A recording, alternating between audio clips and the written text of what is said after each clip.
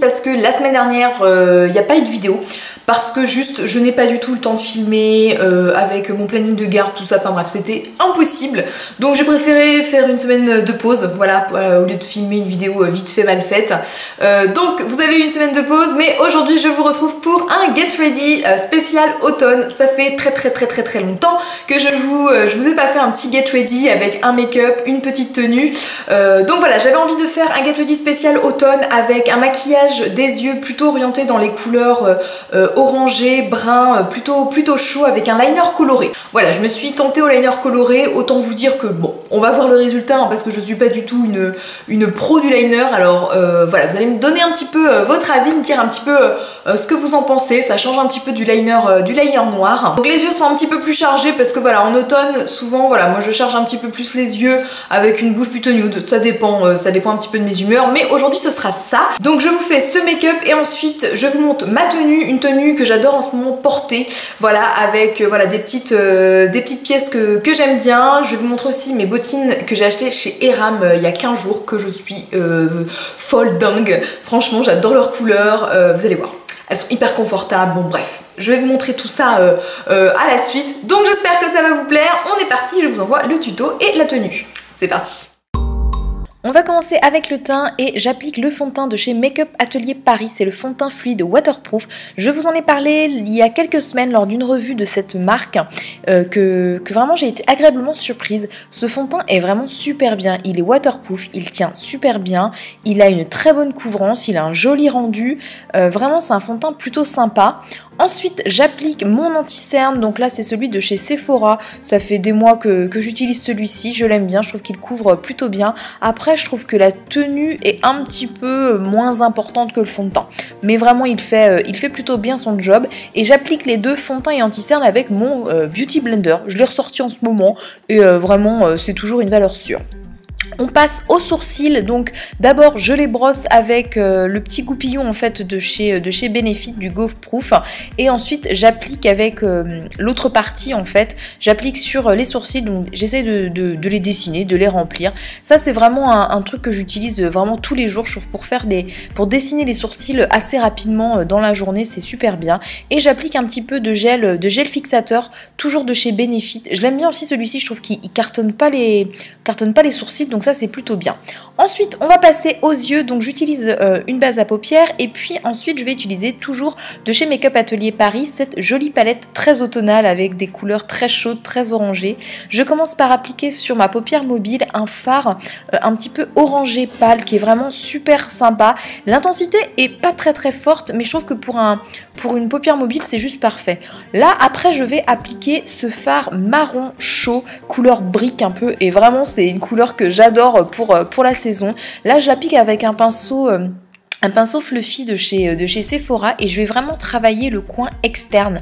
On va vraiment là se cantonner vraiment au coin externe de l'œil. Je vais vraiment travailler cette zone. Donc j'applique par petites touches, petit à petit, jusqu'à temps d'avoir l'intensité et puis la grandeur du fard que je veux.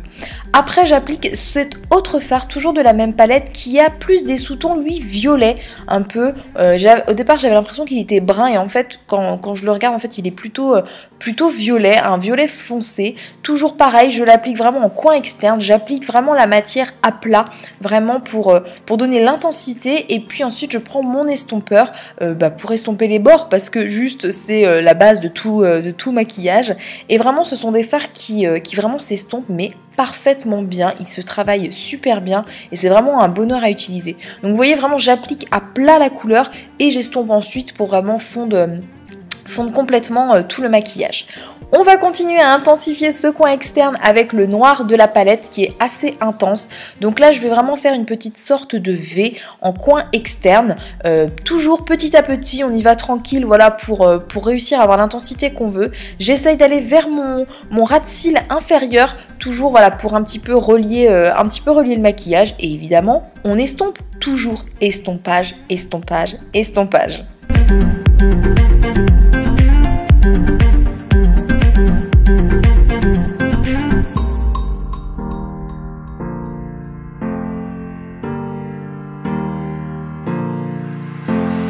Maintenant on va passer au liner et j'utilise un fard crème toujours de chez Make Up Atelier Paris. Là en fait voilà j'en fais en guise d'eyeliner, donc c'est vraiment un couleur brique pareil qui est super joli.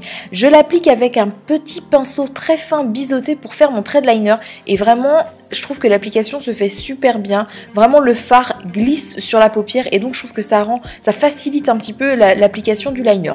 Donc voilà, j'avais envie de changer en fait, de pas mettre un liner noir pour pas trop on va dire durcir le maquillage.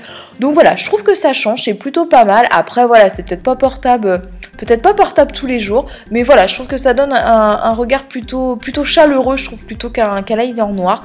Et vraiment ça s'applique super bien et il tient super bien en plus. Maintenant je vais redéfinir un petit peu l'œil avec le fard noir toujours de la palette. Je vais appliquer vraiment un petit trait vraiment en ras de cils inférieur et en ras de cils supérieur aussi, vraiment pour redéfinir simplement la ligne des cils, pour les épaissir un petit peu en fait, sans trop toucher au liner coloré. Et puis j'estompe ensuite évidemment pour vraiment donner un petit côté fumé. Et puis ensuite évidemment, qu'est-ce qu'on ferait sans mascara? On est obligé de mettre du mascara vraiment pour terminer le maquillage, et j'utilise toujours le même, je pense que vous commencez à me connaître, c'est celui de chez Too Faced que j'adore. On va terminer le teint et j'utilise le bronzer Hoola de chez Benefit qui est là dans une palette mais que vous retrouvez en fard individuel. J'aime beaucoup, je trouve qu'il réchauffe le teint sans en faire trop. Il est vraiment marron, enfin franchement j'aime beaucoup ce bronzer. Ensuite on va rehausser les pommettes avec le fard Coralista, enfin le blush Coralista toujours de chez Benefit que j'adore, je trouve qu'il donne vraiment bonne mine. Et on va illuminer le teint évidemment avec l'highlighter de chez Sephora, donc dans la gamme Wonderful Cushion que j'adore. Vraiment c'est un superbe highlighter. Et on applique un nude en fait sur les lèvres. Donc là c'est un rouge à lèvres de chez Kiko. Il est un petit peu glossy, je le trouve super joli et vraiment très confortable à porter.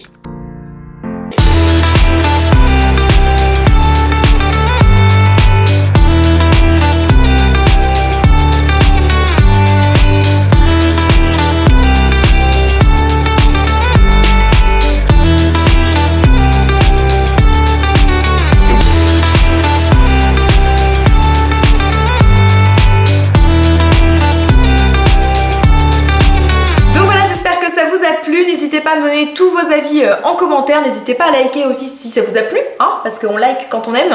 On se retrouve normalement la semaine prochaine, je dis bien normalement parce qu'on ne sait jamais ce qui peut arriver, mais normalement je vous retrouve la semaine prochaine pour une nouvelle vidéo. Je vous envoie plein de bisous et je vous dis à vendredi prochain, bye bye.